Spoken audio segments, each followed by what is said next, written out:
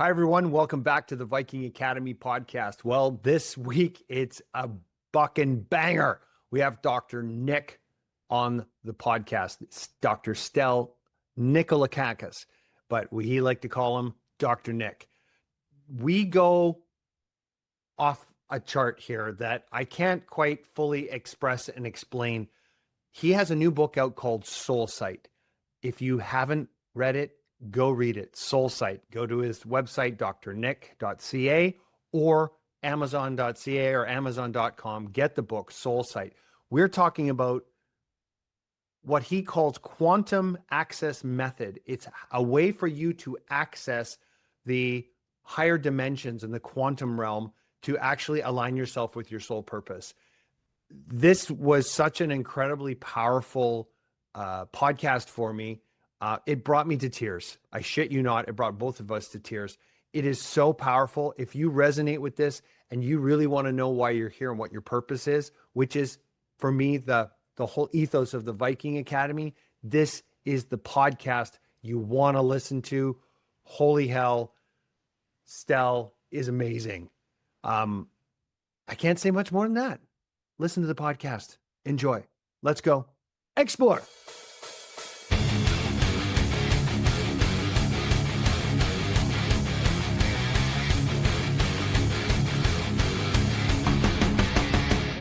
What's up? What's up?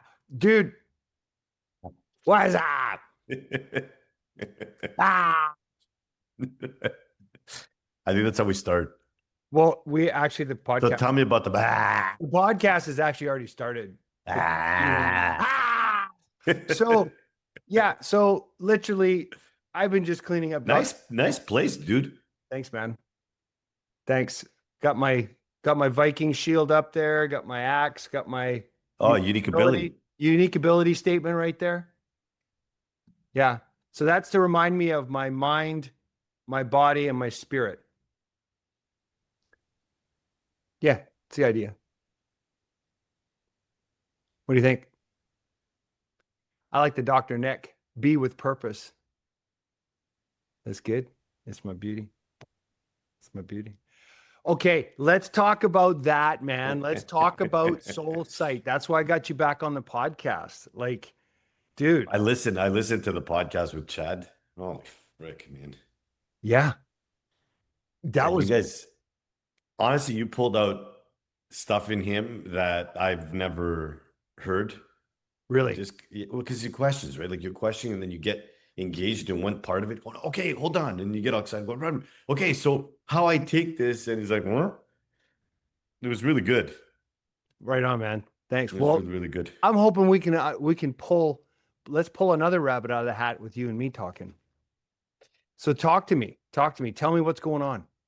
Show me the book again. Show the. Are we on right? Like, are we on? Dude, I told you the podcast started. Like we started right away. As soon as we started we're doing So it started at yeah, 100%. Yeah. We're not. This is. I don't fuck around, man. This is a conversation with me and Dr. Nick.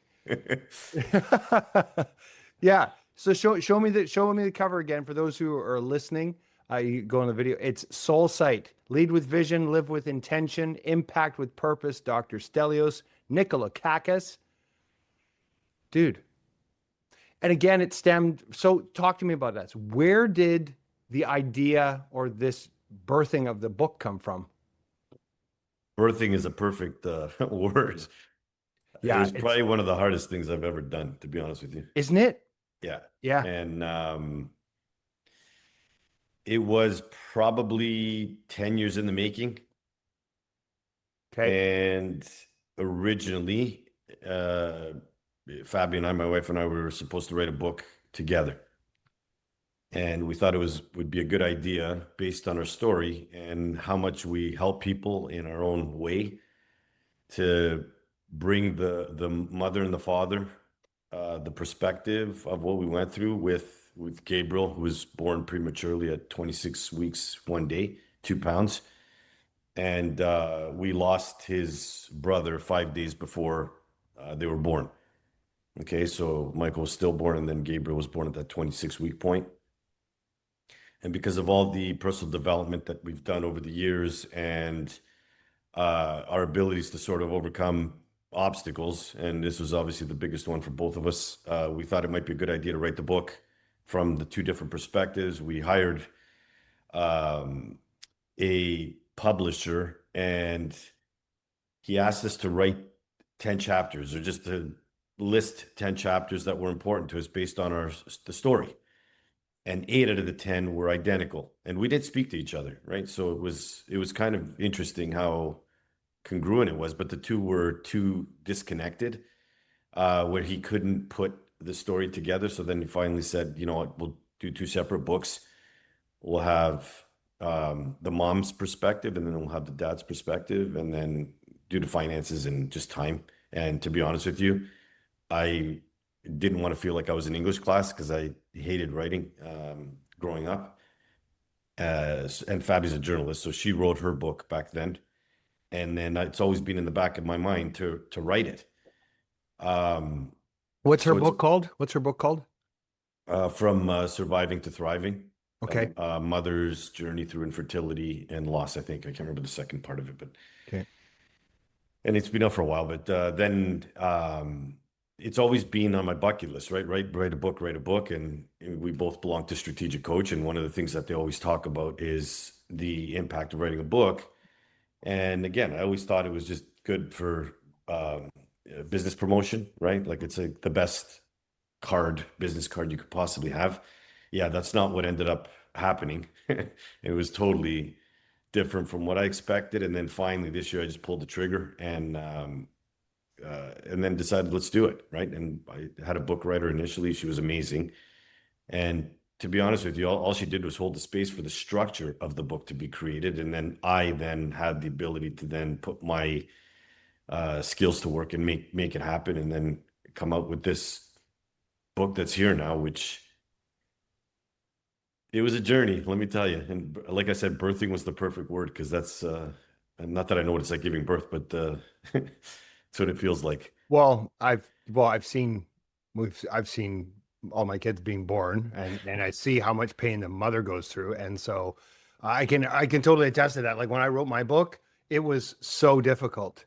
It's funny because Dan Sullivan, he says, writing a book is hard. Writing 100 books is easy. Because if you do 100, you actually have to put a system in place and actually get a bunch of other collaborators to come in to help you with the whole thing, right? So I totally can understand that. Now, so I can't wait to read it. I can't wait to get the message in it. You're an incredibly deep thinker, and every time I see you, you're just on the cusp of seeing something new. And then you explain something to me, and just like sometimes, like just with Chad, you'll say something and it'll take a while for me to register it, because you'll be like seeing something that I don't see. And Chad had brought it to seeing dimensional vision awareness is what he called it. Mm-hmm. Bringing it down into this dimension, into this reality. Can you give me a quick little, or maybe not quick, so much quick. I want to understand what the book, what's the structure of the book and the message behind the book. And I want to dive into maybe some of the deeper concepts, because I'm sure there's going to be a bunch of times where I'm going to read the book and I'm going to have the head tilt, wondering exactly what you said. And then later it'll sink in, and then I'll go, oh, that's what he meant. Well, so the interesting thing, with regards to the concepts being, wow, like, what is it that, he's talking about, or Chad's talking about, and, vision in general, what is it? And always trying to explain it. The one gift that the book gave me was structure, to be able to then guide someone where they're at in terms of understanding, in this case, you're bringing up, dimensional vision. And I heard the podcast, and it was phenomenal, by the way. And your ability to ask questions for Chad, I just mentioned, it was just incredible. And the main reason is, like, the way that you question, you allow intangible assets or thoughts to come into tangible space. Okay. And if I can, I want to explain what happened while I was listening to it, and a conversation that I actually had about Chad with, what is it called? Some dimensional vision. What was it again? Dimensional vision awareness. Dimensional vision awareness. Okay. Yeah. So seeing the multi-dimensions. So there's multiple dimensions, and the concept was, it's everything everything already exists. Right. And all you're doing is having dimensional vision awareness to be able to Right. collapse that dimension into this dimension, or to Right. pull it down, to bring it down into this dimension, or All bring it right. up for that. Here's the thing, and this is a conversation that we had post podcast session with you, you and Chad. I asked him and I said, so basically what you're talking about in the podcast was manifestation, right? And he's like, yeah, so you're manifesting something from an intangible source into physical reality. He goes, yeah. And I said, but here's the thing. You also mentioned how about creativity and thoughts and how the thoughts have to be aligned in order to then manifest into physical reality.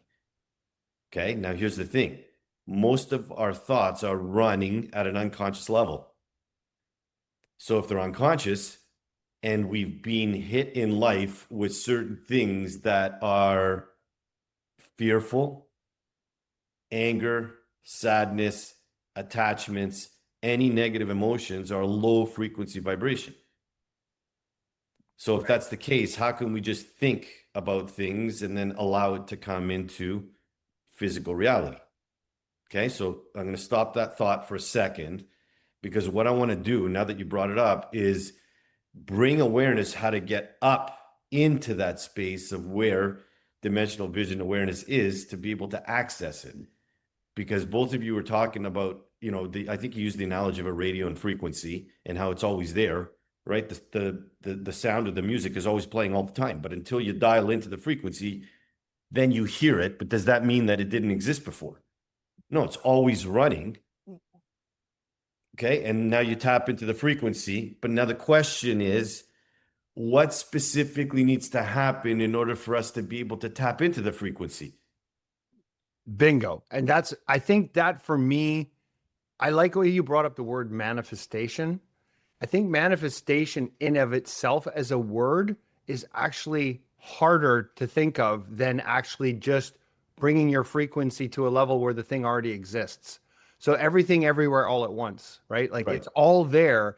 And instead, all you need to do is align your frequency to it. And then you can pull it down into this dimension, into this reality, as opposed to manifestation, which seems like you have to somehow make it happen yourself, but we're not making it happen. We're actually channeling it back down through us, or right, Bingo. to happen. But the real question then becomes, so I kind of like the difference between manifestation and collapsing a dimension into this reality, which Yes. is because it already exists. So Yes. it feels to me easier because it's already there. I don't have to create it. It's like the creator created everything. He's now just given me the ability to go play with it.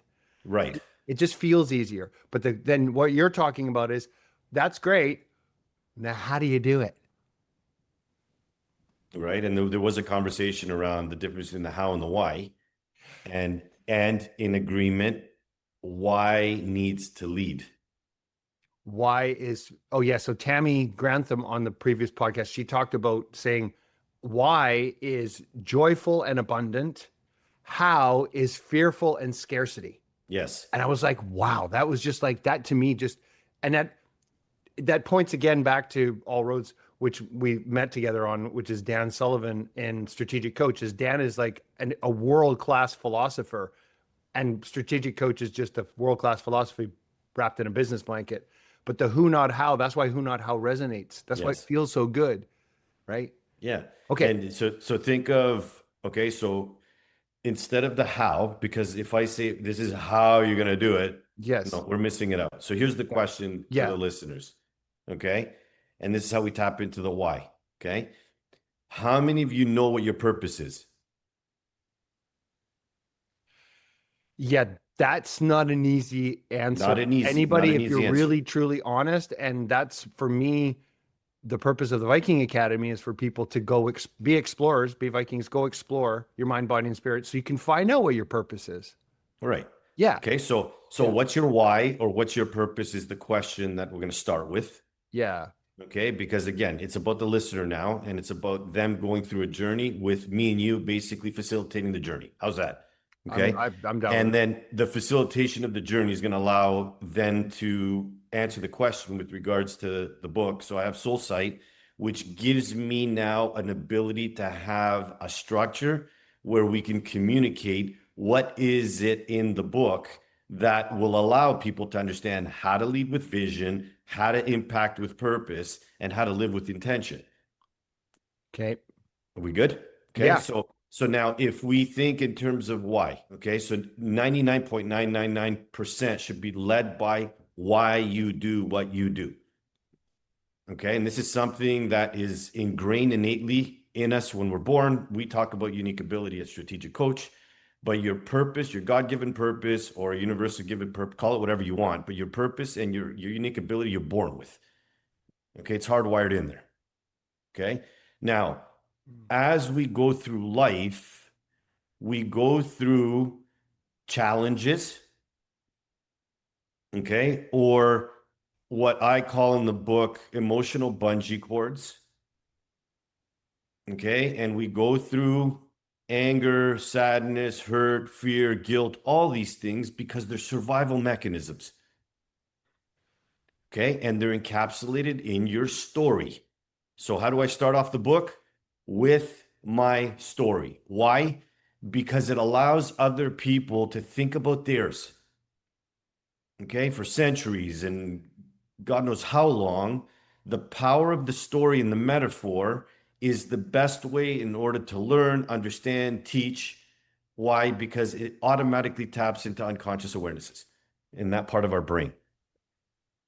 Okay, just slow me down if I'm going too much. No, If no, you have no, any no, no. questions I'm there. just making notes here because there's a whole bunch of things that I want to kind of Okay, and I'll pick keep up for talking and myself. just No, just keep going. interrupt any Go, time. go, go, Okay, go. so now if we look at emotions in terms of now protective mechanisms, so think of fear and guilt.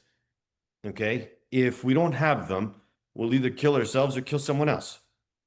So they get embedded, but now they also mask a part of who we are, a remembrance of who we are. Okay, so over the years, then what impacts us is we have, we're told what to do, how to think, how to be, school, all these other things.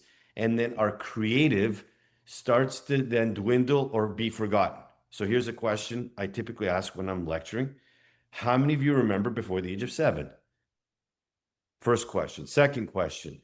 What significantly happened? And we talked about this in the previous podcast, I think, at the age of 6, 7, 8, or 9, okay, that stopped you from being creative, playing with dolls or Superman or superheroes or whatever it is that we just had fun with. And back then it was just like anything was possible. We were dreaming, we were, playing, we were doing all these creative, fun things.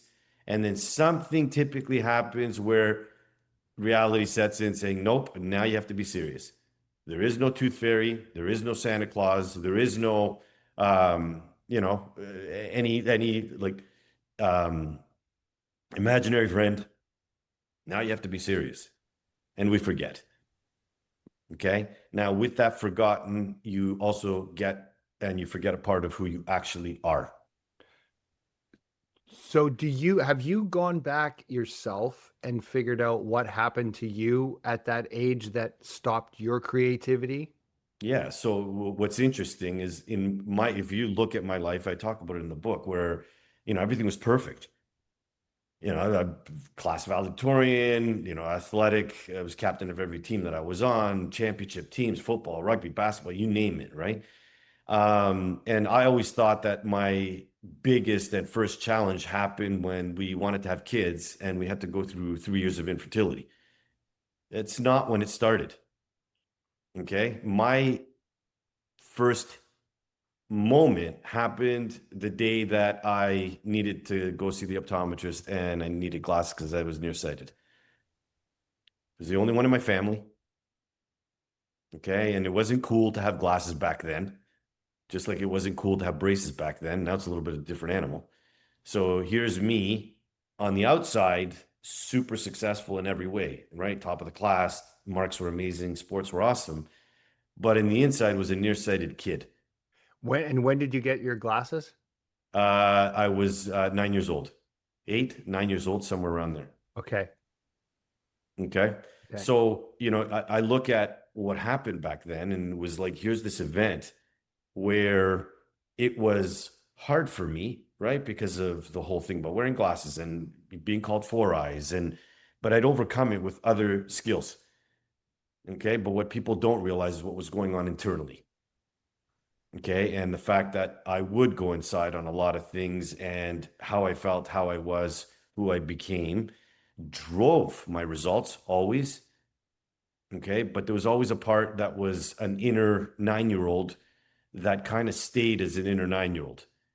Okay. And as I got older and going through personal development and being in programs like Strategic Coach, and when they say growth, they say growing pains. Well, what happens is that inner 9-year-old started to grow up. Okay. And then that inner 9-year-old now with purpose starts discovering for what purpose did that happen for him. And what is it that I do now? I change lives through vision.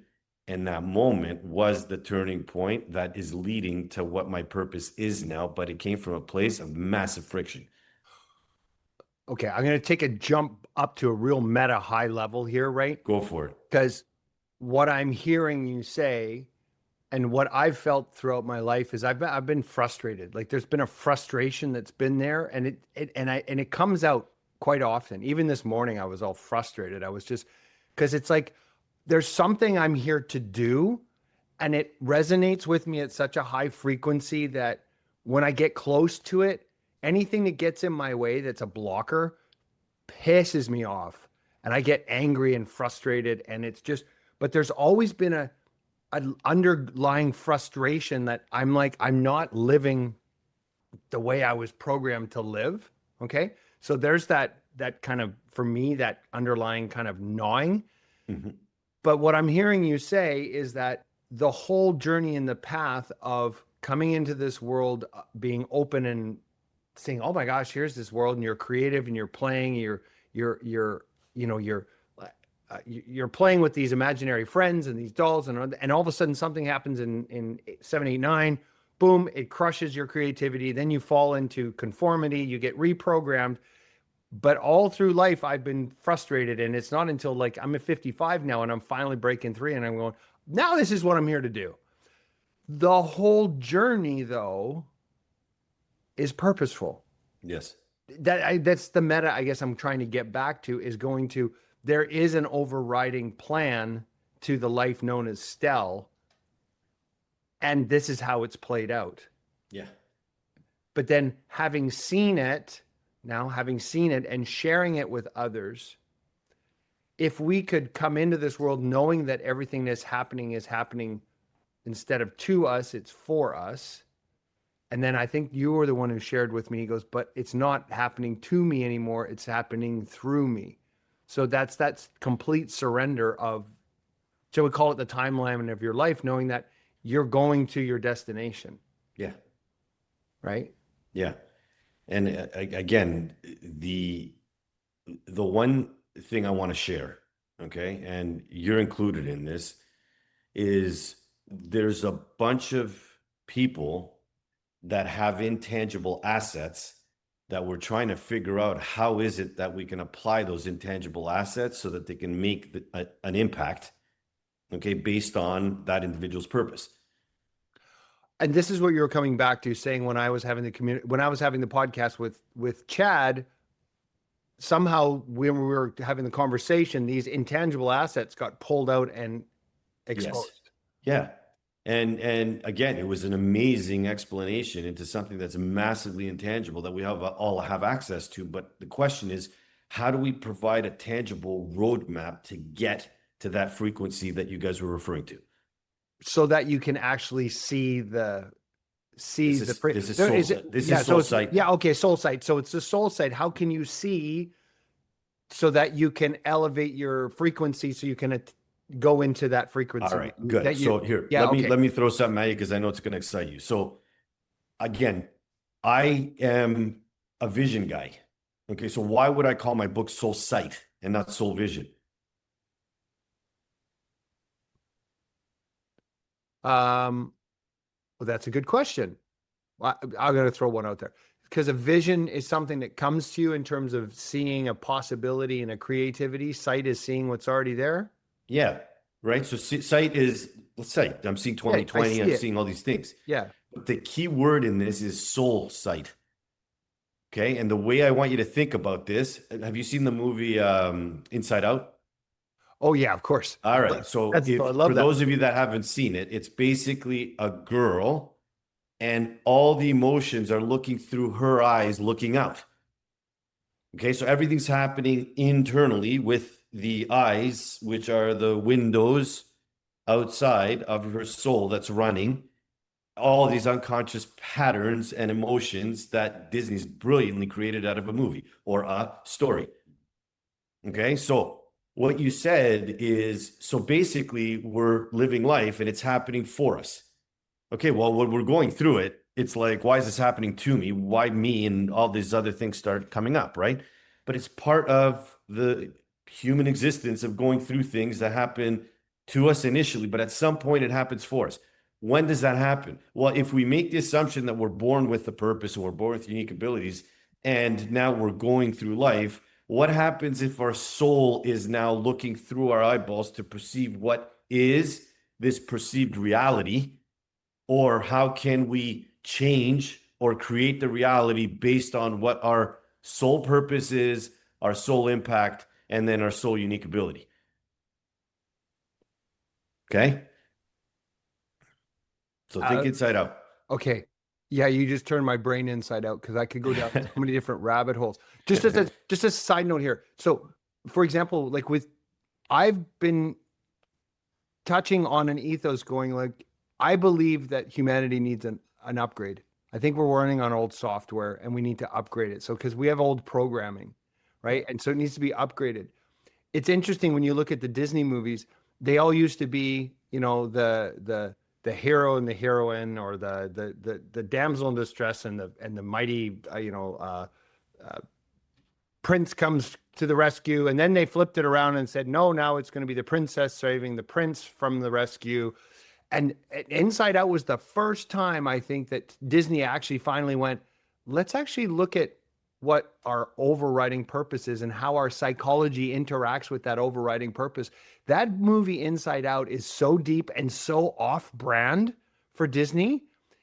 I almost feel like it's an indication of a shifting in consciousness on human on over the entire planet because it's just a manifestation that we're actually starting to think differently because now this new movie comes out from Disney and people might think, well, Disneyland has nothing to do with upgraded consciousness. I would disagree because it's all part of it, right? We're all part of that kind of overall consciousness. So, um, and then finding your purpose for me, dude, like that's been a driving force for me almost from day one. As a or from that kid, and I got to go back and think about what the hell happened to me, where I've just constantly felt a little bit frustrated and going, how do I fit in here? Like my question has always been, how do I fit in? Mhm. Because I honestly don't feel like I'm part of this world. Like I don't like I feel like I'm just visiting this planet because I look around and I see the way everybody's behaving and acting and carrying on, and we're social creatures taking social cues. But I've never felt like I fit in, right? Yeah. You're not Until I alone. have a conversation, until I have real conversations. Like I fit in with you, I fit in with Chad, I fit in with the people that I've had on the podcast. All of a sudden, it's like all of a sudden now I feel like I've found my tribe or my people that actually I fit in with. Do you know what I Yeah. mean? Yeah. Um, okay. Let me here, let me set it up so that we can we can have the conversation so that we can meet all the listeners where they're at. Please do. Okay. Please And do. then this way, because I think there's a lot more people than just us that sometimes feel like we don't fit in. Right. And the one thing that I always try to do is to allow the other person to feel seen, heard, and understood where they're at. Okay. And speaking to their listening. So the thing with the book, and I'll go to in a second, why it was difficult is because I had to lay out everything in terms of my path from the challenge to starting to discover my purpose. Okay. Because I'm sure it's going to be different 5 years, 10 years from now, but at least the book guides the reader to say, look, here's my story, but here's now where the story led to. Here's the impact that it's making. Here's who I've become, and here's my unique ability and how it's being applied. Right. Okay. And what I've come up with is what's called the quantum access method. And even that was purposefully created with those words. So I'm going to go back to your podcast with Chad talking about how do you bring that frequency or all that stuff that exists, okay, into reality. And if we think of the words quantum access method, now there's a method to access that quantum frequency wherever it is that you think is important to you, and more importantly, where it's linked in terms of how you feel connected to that idea. Okay. One of the things that we talk about in NLP is the bridge between thoughts, feelings, and actions that then bridge into results. Okay, so I'll repeat that one. Thoughts, feelings, and actions that bridge or equal or lead to results. So let's break that down. Okay, so what thoughts are we talking about? Well, how many thoughts do we have in our mind? An ungodly amount. An ungodly amount. Okay. Crazy. So if we get into our heads and we start thinking about all the things that we think about, okay, there's 1.2 billion that are out there, right? You and Chad talked about quieting the mind and being in a space when you first wake up and come up with an idea or a thought. And if you don't do anything about it, it becomes somebody else's idea. And then they make billions and billions and have huge impact. You're like, holy cow, I had that thought 3 years ago. All right. So a thought's one thing. Okay. How those thoughts get created and who you're surrounding with and how you're getting inspired and matter. Why? Because it needs to be in a positive format. Okay. If the thought is negative, guess what you're going to create? Lower frequency. Now, here's the thing. Sometimes we can't help those thoughts because we've already been hit with a negative emotion that drives that behavior and we don't know why. It's kind of like what you just said. Now I get this frustration. I don't know where it's coming from. Right. Okay. Now, if we quiet the mind somehow, okay, whether we meditate, whether we do the internal work, whether we reframe the past, whether we start understanding why things are happening for us, there's a whole bunch of different methods. The thoughts become clearer, okay? And the creative thoughts, oh, wow, I just came up with an amazing idea. How many times does that happen to you? Oh my God, I just thought of something. Whoa, I don't know where that came from. Okay, that's one part. Second part, you have to have the emotions connected to it to fuel it. That I completely understand. Okay. Like, I completely understand that. And it needs to be heartfelt. It needs to be connected. It needs to be, it's just, you can viscerally charge this thing because you just know it's going to happen, or even better, it's happened already. Okay. And what does it sound like? What does it sound like for the non-typical ones like us? Oh, you're being unrealistic. Oh, come on. You're being too positive. Oh, stop that. Exactly. Oh, fuck. You've been reading my mail, man. Holy crap. I'm sitting there. I see a vision for a client, like one of my clients or my business partner. I'm talking about this vision I have for the business. And it's like, I can taste it. I can feel it. It's exciting. It's energizing. Let's go do this. He's like, oh, we can't do that. No, that's too much. Like, there are people are just like, no, we're not going to do that. This isn't going to work. That doesn't work. And I'm like, how can they not feel and see what I feel and see? Like, if I had I wish I could have a way of transferring my excitement about something to somebody else. Do you know what I mean? So they could see it. Do you know what I mean? Can you not see it, taste it, feel like? But okay, so I might challenge you a little bit here, but let's go with it. Ready? Yeah. If your excitement on your idea, okay, is impacted by someone else's response that you're responding to, now the question is, when's the first time that happened? What's the emotion? of the impact of what their response is that's negative on you. Is it frustration? Is it anger? Is it resentment? What is it? Oh, Okay, because we have to label it. And then once we label it, now the question is, when's the first time that happened? Now, you may not be answering this right now, Eric, but it plays perfectly in how the book unfolds. When you have that initial event, it's always in an unconscious state. So there's no way you're going to remember it consciously. Okay. So let's say, for example, do you know what the emotion was when the I, first response? yeah. Sorry. I'm having a big kind of aha moment here. I've always felt like my parents never believed, not believed in me, but yeah, believed in me. Or every time I live loud and large. Like I used to do that as a kid. I was loud. I was entertaining. I would just entertain and I would be out there. But I remember the first time I was told to stop it, or that, like, to just, and then it was like, for me, it was the feeling of not being loved for who I was. We good? That's it. It's the feeling of not being loved for who I am. Okay. So if you were to say what's the emotion that's attached to that, what would you say it was?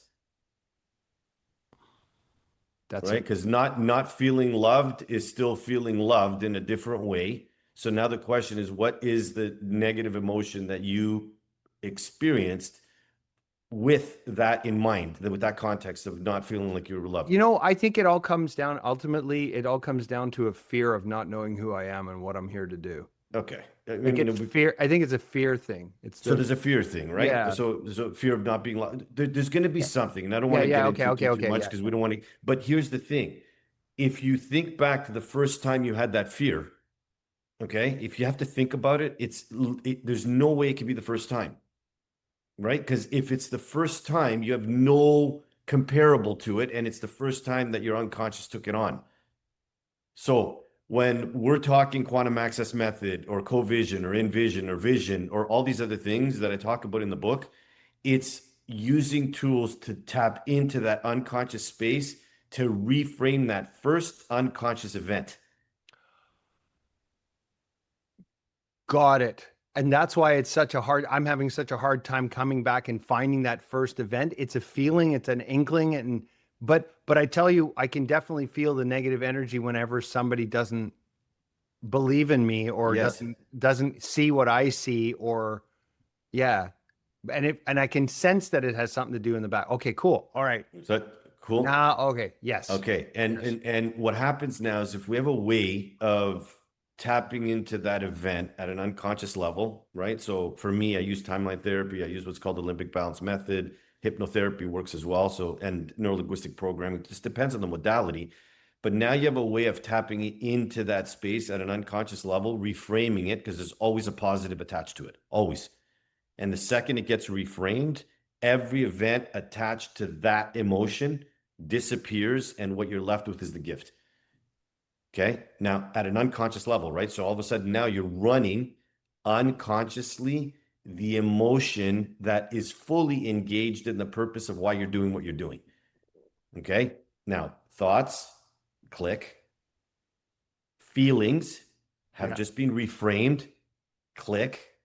Now you put the action in place when you have full alignment to a higher frequency now, because fear has just become love, for example. Okay, it's just gotten reframed because you're going to see a perspective that's usually the opposite, which you've already worded. Let's assume that love was always there, but it's attached to this fear. Now the fear is gone, and what you're left with is the love that you are. Boom. You now have the highest level of frequency accessed in terms of the feeling that you're putting to the thought of your purpose. Soon as you start moving into action, results have to show up. That is what you guys were talking about with Chad in terms of bringing things into. Do you see the Holy link? shit. So think of it as up. So we just went up, and then what you guys were talking about is bringing it back down again in a cycle. And if Okay. you want to Wait, hold. explain it, so you go ahead and explain it now, because if the listeners haven't listened to the last podcast, I highly recommend that they listen to both now, because I think they're going to get a perspective of what dimensional vision awareness is now, with leading up to the awareness of what that dimensional vision is. Okay. The work that you need to do. Okay. You have to work. Okay. Then you start becoming aware consciously of things you've already created. And we forget about that. And these are the positive things of thinking back over the last 10 years and going, tell me the amazing things that you've achieved. Well, no, but let me tell you about the problems. No. Tell me about the amazing things that you achieved. Why would I start there? Why at Strategic Coach, it's always this talk about the positive focus is first, because it automatically starts bringing awareness of things that we've already done before, which increases the frequency of you and everybody else in that room. And now you have an ability to create a newer, larger cycle, the same cycle that you weren't consciously aware of before. Okay. Okay. Dude, holy shit. Okay. So let me see if I can just repackage and summarize what you just told me. So Chad and I talked about dimensional vision awareness. Yes. It's awareness of the multi-dimensions, awareness of the fact that everything's already there, and all we need to do is collapse it, say, down into this reality. Quantum access method shows you how to access that to break it down, to bring it down into this reality. And it's all stems on the access point is reconnecting with your soul purpose. And once you go back to that age 7, 8, 9, where that first negative association, that we'll call it the programming that happened to actually have you forget who you were and why you're here and what you're here to do. The process that you're talking about, some of the processes that you do to help clear that away, opens that channel up so that it reframes the negative past experience to take away the negative emotional feeling. So what you're left with now is all the positive feeling, which is the key that unlocks the quantum realm. Holy fuck. Yeah. Okay. So yeah, I'm okay. I want that. The thing is, Eric, you have it. I know I have it. Okay. I want to the remove reason the blockers. I'll tell you the reason why I know you have it. Yeah. Okay. And again, it's easier when somebody on the outside, okay, can perceive what this soul sight is doing that he may not necessarily see yet and fully. Okay. Okay. Yeah. Could we say what you're doing in terms of coaching? Dude, all of it. Okay. So No, this is an open book, man. okay. I just want to say, so No, we talk about it. You've taken on the role as a strategic coach. Yes. Okay. And one of my colleagues, who's also a neurovisual optometrist, is one of your students. Yes. Yes. Okay. And here's now where I say to you, for what purpose did you take on this role as strategic coach? Oh, to help people remove what's blocking them so they can creatively express themselves. It's all the same thing, right? You got a whole room full of people that are like us that want to be seen, heard, and understood at the deepest of levels. Okay. Yes. And if it's okay, I'm going to read something and you'll see, here, let me read this. And then I think it's going to talk to a bunch of people that are listening. And this is my chapter 10. Ready? Okay. Yeah. Helping those who always help others. It's the title. Okay. Okay. And I may be speaking to somebody right now. Yeah, I got it. Yeah. All right. You ready? Most people who find their way to me share one thing in common. They're helpers. They're the ones others rely on. Parents, entrepreneurs, leaders, teachers, healers, caregivers, and coaches. And strategic coaches. I think I've got what you're getting at. I'm picking up what you're laying down here. Keep going. Yeah. The world leans on them because they show up strong, capable, and steady. Now, let me pause there for a second. Okay. Yeah. And again, you don't need to respond to this if you don't want to, but do people say to you, "Oh my God, you're so strong"? Yes. You're so confident, you're so strong, right? Yes. So they see the outside. Now, only you know where that strength cultivated from. And usually it showed up from a massive challenge that you've overcome some way, or when there's that much energy coming out in terms of the strength that you are. Oh yeah, that's my fall into alcoholism and my recovery is that's a huge part of it, and all the failures I've had in my past and all the negative things that have happened in my past is the raw material that makes me all the positive things I am today. You're good. And then the other thing is, I love the fact that you call yourself the Viking, because again, it's like the power. Yeah, We've talked about this before, but there's ancient wisdom and power that comes through you all the time. yeah. So here's strong, here's powerful, here's all these amazing strengths. Okay. But now you're helping everyone else. No problem. You've done the work to get to this point, which makes you a very credible coach, very credible in terms of the way that you ask questions on podcasts, interesting, unique, all these other things. The story of where it came from, only you know. Well, I shouldn't say that. You're willing to share your story because you just did again. It's like, listen, alcohol, all these other things, which then allow other people to go, huh, this guy's really relatable to me at so many different levels, right? Because if I'm addicted to alcohol now, I'm gonna go, bro, help me out because I'm where you're at. And then you're gonna say, why is it important to you? Well, listen, you're gonna hear the purpose of it, and all of a sudden the soul is gonna be speaking to you. All right, so let's move on. The world leans on them because they show up strong, capable, and steady. But here's the question I always ask: who supports those who always support others? Okay. Helpers rarely pause to ask that for themselves. They give and give until their body tenses, their relationships thin, or their soul whispers in the quiet hours, is this all there is? Okay. Now think about that question for a second.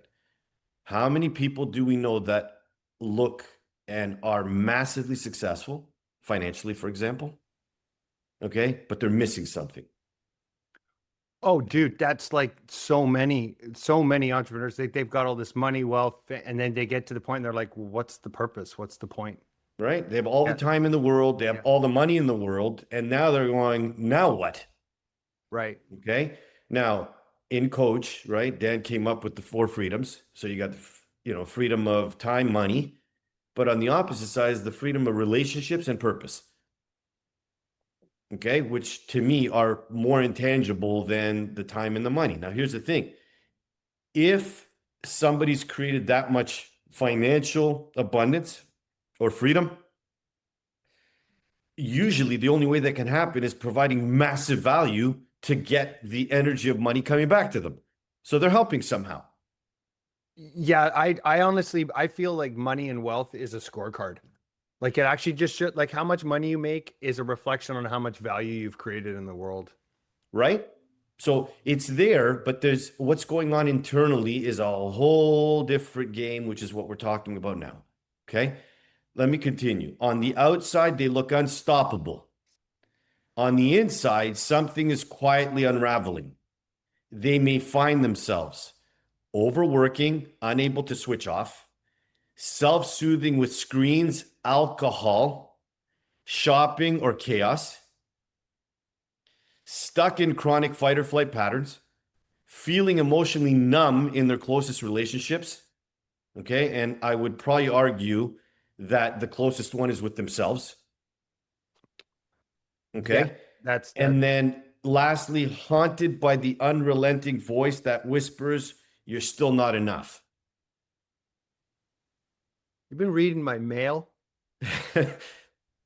It's just a story, Eric. It's just a I think story. you're a stalker, man. You've been stalking me. So last little quick, okay? The last paragraph. These patterns don't mean they're weak. They mean they've carried responsibility for so long that they've lost sight of their own needs. This is the paradox of the helper. They save everyone else while quietly running on empty.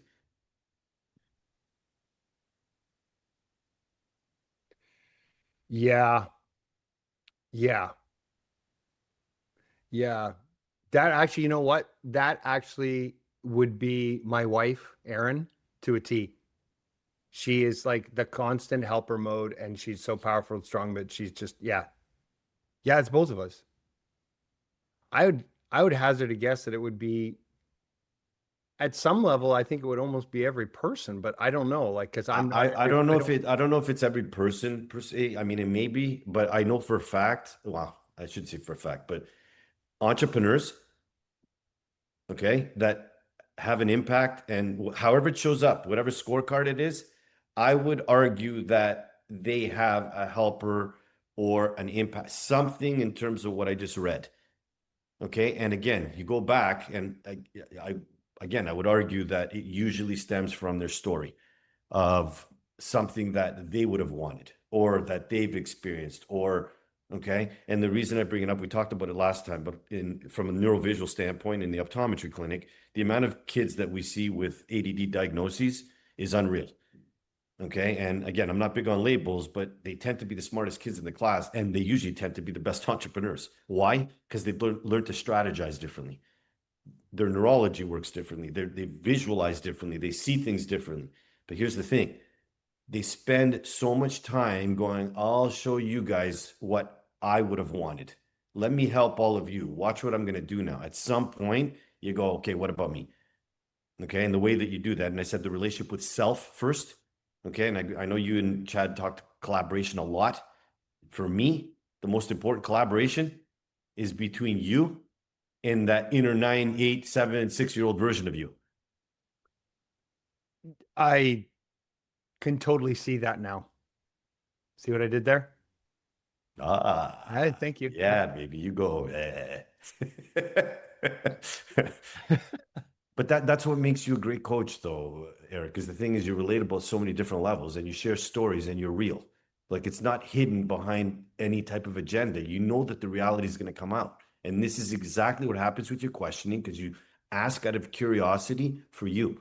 Okay. And then everybody can relate because now your curiosity and your stories penetrate. And I'm listening to what it is that you're saying. And I'm like, holy cow, I just realized something for me.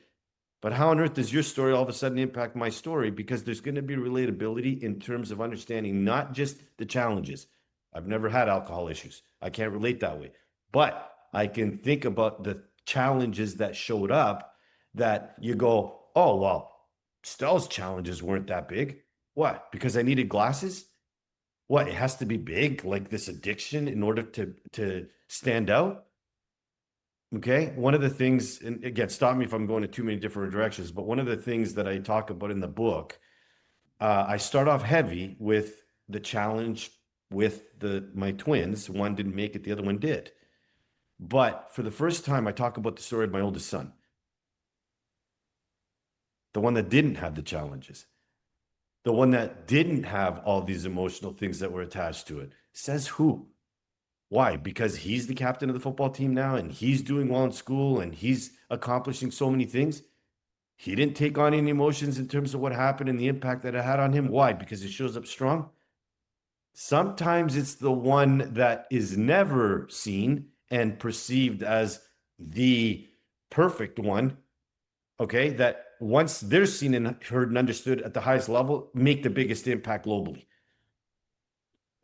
Okay. So it doesn't have to be the biggest perceived challenge. We don't know what's going on in terms of what's going inside somebody's psyche. And the thing that excites me with a lot of the global leaders right now and entrepreneurs, including Joe Polish with Genius Network, Strategic Coach has the youth component. So, and then Chad now with Collab has Collab Youth, which Thomas, my oldest son, is one of the first two that's part of the youth entrepreneurs and collaboration of the youth. Genius Network has Genius Youth, okay, working with young people, okay, and then Strategic Coach has Unique Edge, which is a program for young people, Yeah. okay, and it's brilliant because the thing is, the youth is the change. But here's the thing: if we help the youth, guess what else we help? Ourselves, okay, because there's an inner youth in each of us, okay, and sometimes letting go and being aware of what the young people are doing allow us to learn too. So that's a whole other different tangent, probably a different topic, but I think it's hugely important because what the younger generation is doing right now for me is impressive. The young ones that I'm coaching right now, the under 30s, which I love, love, love, the things that they're doing. You It's kind of disruptive, which is kind of cool because I like that type of thing. Like the Greek Viking in me comes out with that. But I don't look at it in disruption. Like it's to me, the system needs to it needs to get destructured, I guess is the word, in order to structure this new better versions of every area, which is what you alluded to before. So anyways, I'll leave it to you. Yeah, there's a creation destruction cycle that needs to happen. It's like anything, like all of a sudden now we're in the fall here and the leaves are starting to fall from the fall. Huh? I wonder where they came up with the idea of naming it fall. And everything's starting to degrade, or the forest fires come through in the summers and they burn everything down and everybody goes, "Oh, it's such a tragedy." I'm like, "No, the earth is just cleaning itself. It's dying so that something can live." So when a tree falls in the forest, it sits there and then it degrades and then it puts the nourishment back into the ground so then new life can be sprouted. So I'm totally on side with things needing to just to die for other things to live. Interesting that you were talking about the youth part. Chad Johnson, have you talked to him about what he's doing next, what he's looking at? He's the book called The Preparation, and it's all about showing young men how to prepare for life and not to think about going to college and all the traditional routes. But it's that whole kind of coming back to your sole purpose and your roots and becoming what is it called? A curious, courageous, and dangerous man. Not in a bad way, but in a Viking kind of strong way. But connecting to who you are. I mean, for me, it's all about like, who am I and how do I fit into this puzzle piece? Because you mentioned something about like, I'm relating to you right now with my stories, and I'm being open and sharing about my alcoholism and all the rest of those things that have happened to me in the past. I used to be afraid to share with people truly who I was. And it has only been in the last little while that I finally just went, you know what? Fuck it. Love me or hate me, there's no money in the middle. And I'm finally starting to get okay with that. But when I can just be myself and creatively express myself like this, I find it so energizing and joyful and easy. And the people that resonate with me, they get attracted to me. So I don't have to go out there and promote myself. Do you know what I mean? Like, I don't have to go and promote and try and sell to people because I hate selling. I really do hate selling, but I love being who I am and just radiating on that level. You know how you said, did I read your mail? Yeah. Have you read my book? No. For sure, right? I haven't read your book yet. No. Yeah, as your book, it's book out now, right? Because when we booked the podcast, you said it hadn't been published yet. Yeah, it was supposed to be published on October 25th, and I don't know, just coincidentally it got published last week. So maybe it was meant to be, because we had to cancel the last podcast. It literally came out after the cancellation. Yeah. Well, and now we're here. Timing's everything. Soulsight. I'll be buying that like after I get off the podcast. I'm ordering it. Like, that's how quick it's going to happen. But there's a chapter on who am I. I like that. Yeah, it's so let's I want to get into a little bit on how you help people unlock what you just said, going through the quantum access method. I mean, you're coaching and teaching people, or do you do one-on-one? Do you do group? Like, what are you doing right now? And I'm telling you this because I'm very curious for myself, because what you just told me, the transformation of going back and finding that, and I want that. Okay. Like, so talk to me. Okay. So I'll read out what sight, because it's an acronym too. Okay. Like it's not, again, sight is the soul with the sight, but what is the soul actually seeing? And there's an acronym for sight, right? Which I've IP'd now, and it's going to get trademarked. But so this is what sight. S. Survey the cracks. Okay, one of the and I don't want to give the book away, but one of the running sort of metaphors in the book is the doors to the unknown. Okay, is the one. And again, as entrepreneurs, we tend to act in spite of fear and go, okay, what's on that other side? Now, certain things in life, you have no choice but to cross those doors. Viking explorers, completely Okay. in alignment. The Vikings went and explored the unknown. I love this. Okay, keep going. Okay. Yeah. See, this is why I like having conversations with you. So you color commentate these things, and I'm like, okay, I got another idea. The problem is I have 50,000 ideas in my head right now, and you're giving me 1 hour on the podcast. Okay. Okay. The second thing is the metaphor of the cracks. Okay. And I'll use the example of a fellow, I don't know if he's a coach anymore, but Mark Fujiwara is big, big, big. He's Japanese of descent. Okay. He's Japanese descent. And they have these unbelievable Japanese values. Yeah. Okay. And one of them, I'm forgetting it now, but anyways, I can't remember the name, but not Ichigo Iji. Anyways, one of them is basically a value of imperfection. In other words, it's through the imperfections or the cracks that you discover the gold. Okay, and one of the exercises that we did with him, which was amazing, is we took a bowl, like a ceramic bowl, a small bowl, and we dropped it on the ground and it broke into pieces.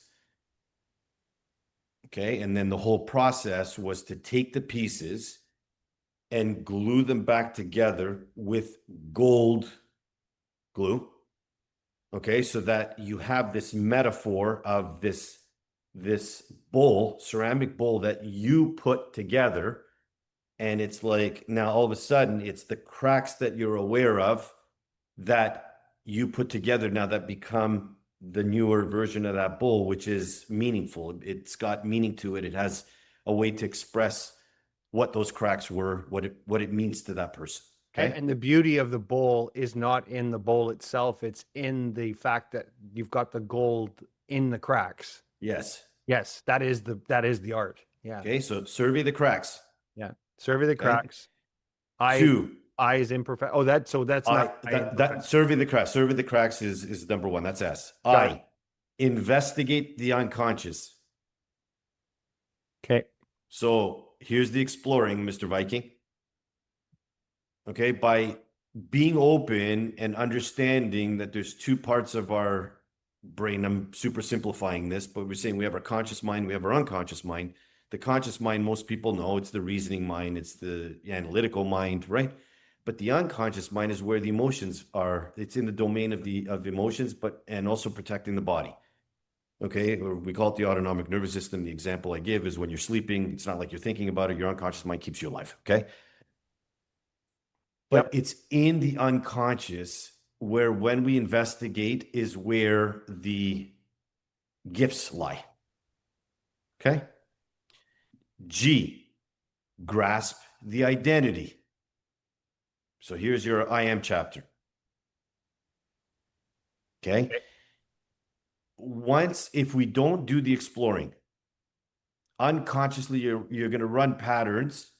And Lee Brower, our coach, right, did this exercise with us, and he said, I'm going to say something, and you're just going to respond with one or two words after my statement. And he said, I am, and you come up with what comes afterwards. And you'd be shocked how many people run programs of I am not enough, I'm stupid, I'm useless, I suck, da-da-da-da-da-da-da-da. Okay? These are unconscious programs. When you grasp the identity, the true identity, by exploring the unconscious and being able to then reframe it, which we talked about today, all of a sudden the I am changes. Unconsciously, I am stupid becomes I am brave. I am fearful becomes I am lovable. I am. Okay.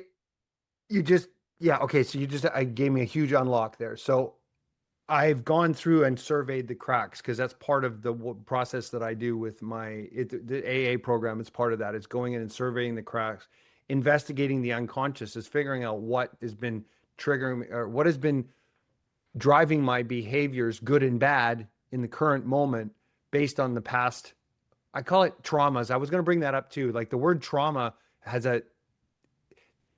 what is traumatic to one person may be not necessarily traumatic to another. Kind of like what you were saying. I go, okay, so you've got the glasses was an issue for you, but I might say no, it was my alcoholism for me. Hey, you're back. We disappeared for a split second there. They'll edit that out. Don't worry about it. Okay. Sorry. So where I was getting at was this. I was having this aha moment where what you said makes total sense, because now when you say to me, if you said to me, I am blank, fill in the blank, Eric. If you say I am, I would go, I am Viking. That's what I say now. What Yeah. are you? I am Viking. Yeah. It encapsulates everything for me. And that is powerful, strong exploration. No fear of the unknown, or should I say fear of the unknown, but doing it anyways, right? Yes. And it's totally reframed the way I've been thinking. So I get it. The answer is yes. Ladies and gentlemen, I endorse this message. Okay, so keep going. You got Okay. So again, so grasp the identity, right? Yeah, So yeah. again, you say I am Viking, I can feel it. Okay, I can feel it. It's like your whole essence. It's your whole being. Okay, but work backwards.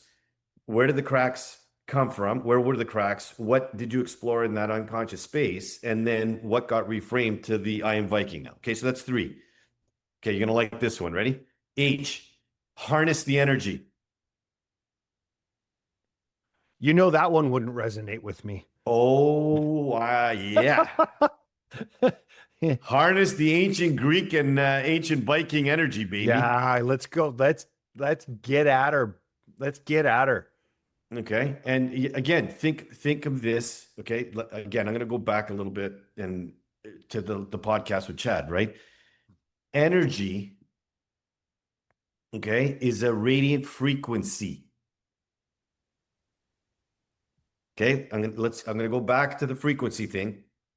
Okay. So now think about I am Viking. I'll use I am Viking as an example. Okay. If you're radiating that frequency of I am powerful, I am love, I am amazing, I am genuine. Okay. What have you done to the energy? Is the frequency high or low? Hi. If the frequency is at its highest level, have you just now entered the quantum field? According to my friend Dr. Nick, yes. Okay. So now you have access to what you guys were talking about. Okay. You've just opened up the portal.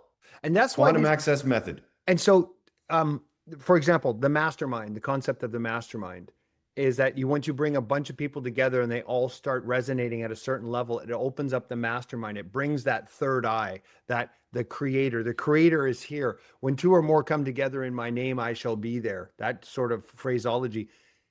It's when we're talking and all of a sudden the energy keeps coming up and we feed and we elevate. All of a sudden you open that up. Yeah. This is collaboration, by the way. I don't like that word, and Chad knows this. Okay. It's between 2 or more people, places, or things.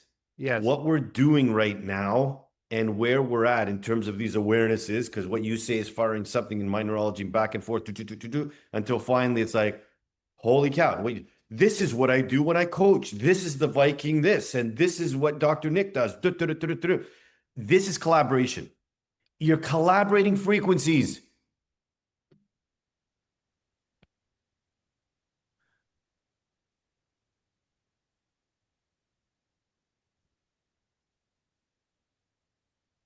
Yes. I see that. That's so cool. Okay. Now, again, it sounds like, right now, if anybody's listening to this going, holy cow, these guys are like firing on different cylinders. It's like, no, we've done a lot of work. We've done a lot of work on ourselves. We've done a lot of work on who we are, who we've become. Like for you to say I am Viking, yeah, we feel it now, but that was a process. Okay. And because we have done the work, we're open to our stories and explaining everything. It's a lot easier for us to tap into those higher frequencies and resonances. That's why it's a gift to be in a class like Strategic Coach or Mastermind groups, because it takes less time to maintain that frequency. It's actually no time flat at all. And then we come up with amazing ideas and we go home afterwards going, oh my God, you inspired me because it's something that you said. Look what I did. How was your last quarter? Off we go. And then it raises the awareness in of self first. Okay. Then you share because it's safe enough that now it becomes something somebody else can understand at their higher level. Ikigai is the Japanese version of that, which is purpose. And now you start discovering your purpose because of the frequency and where you're radiating at, because it's at a much higher level in order to find it. Okay. You want me to go last one? Yeah, please do. T is transform the future. Now we're talking vision.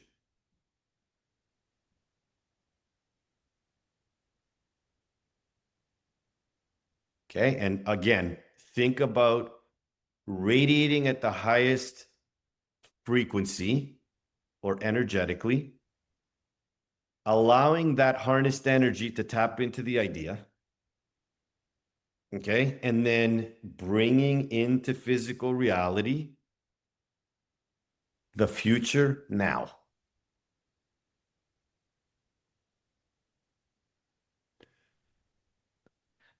See that what I'm seeing right now, okay, is I can clearly see why you went through what you went through and your entire lifetime and bringing it to here. And it's something Chad shared too, but it's a little different. I can fast forward and rewind your story now. I just did it with you. I went rewound your story and I went, oh, of course that's why Dr. Nick is Dr. Nick. And then bang, and you're here, and now you've got soul sight. And all of a sudden I went forward and went fast forwarded into the future of what's going to happen with you. Like I saw it clearly. Like I said, oh fuck, this is crazy. Right behind me is my unique ability statement, right? That I did with Julia Waller. That's the work you and I were talking about, is getting deep into who we are and what we're here for, what we're here to do, right? The unique ability statement there, it said in there, I have one thing that says, I remove blockers so people can creatively express themselves, right? Because who you are is screaming so loudly, I can't hear a word you're saying. So the person's talking, and I'm like, that's not who you are. You're this one over here. Like, this is who you are. Like, I see it clear. That just happened. Like, fuck. That's wild. You were doing this in one of the workshops too. I remember seeing you, and all of a sudden you were like, there wasn't the last one, it was the one before when you were there, and you were like, oh, and you were like your synapses were firing, and you were like talking about all the things that we're talking about here, but not as coherently.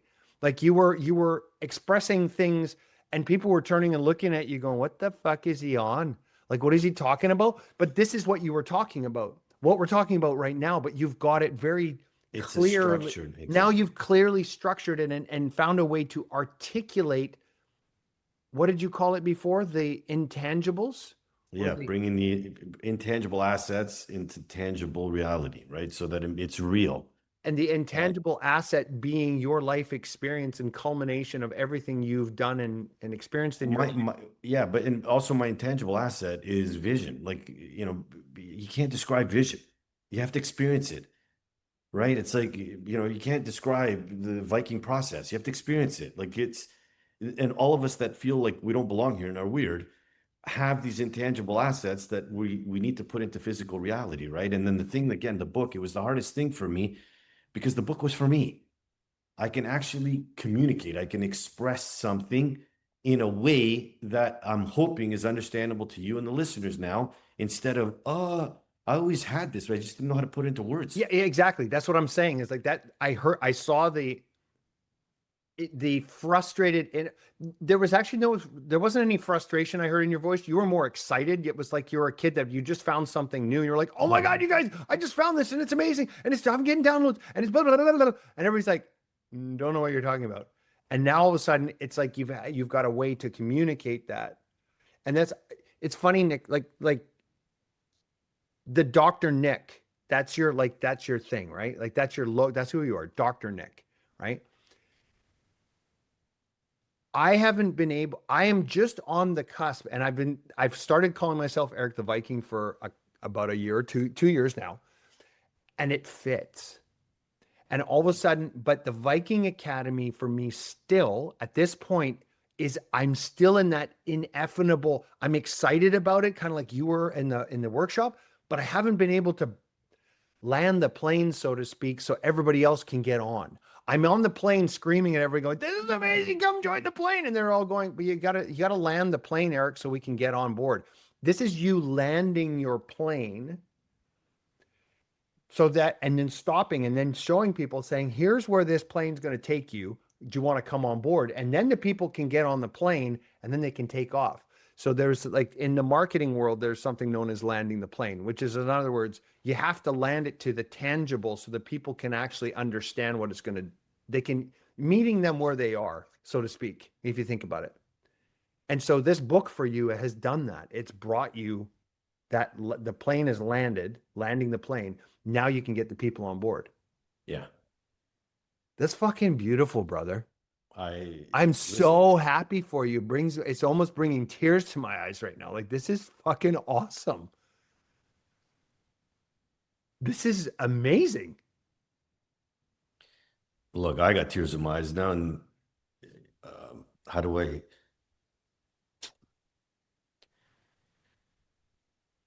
The intensity of the book wasn't writing and telling my story again. I've said it 1,000 times, and I'm past. It's like you talking about alcohol and all these other stuff. Like, we've done it enough times that and we know the impact that it's going to make. The intensity of the book is actually seeing my purpose live now. Yeah, I see that. And like I'll add or finish or whatever with the word alignment. And the metaphor of the doors and the fear of the unknown on the other side is the best way I can explain where this massive purpose is showing up in front of me. And it sounds crazy because you go, "Oh my God, you're on purpose. You're on purpose now." It's like, no, it's the biggest set of doors that I haven't, or I'm crossing over now. And there's not that many people that are there. Okay. And, being someone that, me, it's like 10,000 people around all the time. And now it's like, okay, I'm going into an area where there's this aloneness, not loneliness, but there's an aloneness that I need to capture. And just putting everything full circle with go up, and then, the dimensional quantum vision, the dimensional vision applied piece coming down. Okay. When, think of alignment. Okay. You have your nervous system, which includes the emotions and everything else, is aligned with your purpose. Then you have alignment of your internal story with your external reality. Okay. And then you have alignment of who you think you are with who you truly are.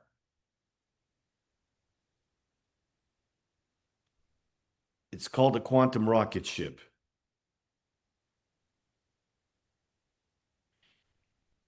And here's the thing. Those doors are big. The opportunities are massive. And even though it's not easy, it's part of the journey. And the one thing I've always said, I eat my own cooking and I lead by example. So I'm getting on that rocket ship now, and it's in the form of a book. For those of you that are thinking of writing a book, I highly recommend it. Just the process itself is a massive personal development experience. And if anybody has any questions from this podcast, or after they read the book, or they want to experience something in terms of these concepts, the book has allowed me to put an experience together for everybody in even 15-minute conversation to experience bits and pieces of what this is. But you mentioned, or you asked me, is it one-on-one? Is it group? Is it I'm trained to do it at every level. I prefer one-on-one now only because it's very experiential and it's literally life-changing at another level, another degree. But the one thing that the book does is it opens up the possibilities of, go on global stages now, doing this in front of 1,000 people, no problem. 10,000 people, 20,000, all it is a conversation. We just had it now. No. It's just a conversation to you, but to someone else, it's life altering. It sounds like it's because it's who you are now. It's radiating from you who you are. It feels easy for you, but it's not just a conversation, man. It's not. For you, it's as easy as a conversation. But to someone else, it's like it's completely transformative. It's huge. Like man, I don't know if I've had a podcast where I've actually come to tears like that. Like that's like, this is how powerful I see what you're going to do here and the impact you're going to have on people. Just the impact you've had on me just in this simple conversation it's not taken lightly, man. Like this is incredible. And it's who you are. And I think that to me, that's the most beautiful part. It's just, you're radiating who you are at that most authentic way. And I think those words authenticity, and they're overused and they become ruined, but you are Dr. Nick, and you have that sight and you're sharing it, man. It's the most powerful thing I've ever seen. I'm so fucking pumped for you, man. And all of us. Like, this is huge. It's fucking massive.